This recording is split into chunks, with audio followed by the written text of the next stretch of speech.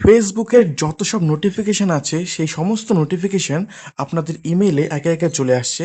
এই জন্য অনেকেই কিন্তু আমাকে কমেন্ট করেছে যে দাদা, এই ফেসবুকে নোটিফিকেশনগুলো যাতে ফেসবুকেই আসে, ইমেইলে যাতে না যায়, তার জন্য কি করব।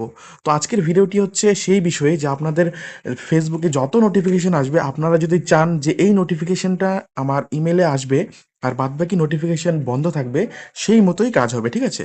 তো আমি দেখাচ্ছি ফেসবুকটি খুলে। ফেসবুক ওপেন করলাম, এখানে থ্রি লাইনসে ক্লিক করলাম, তারপর সেটিংস অ্যান্ড প্রাইভেসি বলে এখানে একটি অপশন রয়েছে, আপনারা এখানে ক্লিক করবেন সেটিংস অ্যান্ড প্রাইভেসি, তারপর সেটিংস, তারপর একটু নিচে স্ক্রোল ডাউন করবেন, দেখবেন নোটিফিকেশন বলে একটি অপশন রয়েছে, এখানে ক্লিক করবেন। তারপর দেখুন কমেন্টস, ঠিক আছে। মানে ফেসবুকের যত কমেন্টস আছে, ঠিক আছে, সেগুলো যাতে আমার ইমেলে না যায়, তার জন্য আমি এখানে বন্ধ করতে পারবো। আর আপনি যদি একে একে বন্ধ করতে চান, ঠিক আছে, সমস্ত কিছু এক এক করে বন্ধ করতে চান, তাহলে ইমেলে চলে যাবেন, যাওয়ার পর এখানে সাজেস্টেড ফ্রিকোয়েন্সি এখানে অল করে দিবেন, আর একে একে সমস্ত বন্ধ করে দিবেন, আপনার কাজ হয়ে যাবে, ঠিক আছে। আমি করে দেখাচ্ছি। অলে ক্লিক করবেন, তারপর এখানে সমস্ত এভাবে কিন্তু আপনারা বন্ধ করে দিবেন, ঠিক আছে, এক এক করে বন্ধ করবেন, যে এই সমস্ত আপনাদের আহ, মানে নোটিফিকেশন আর কি দরকার নেই, ঠিক আছে।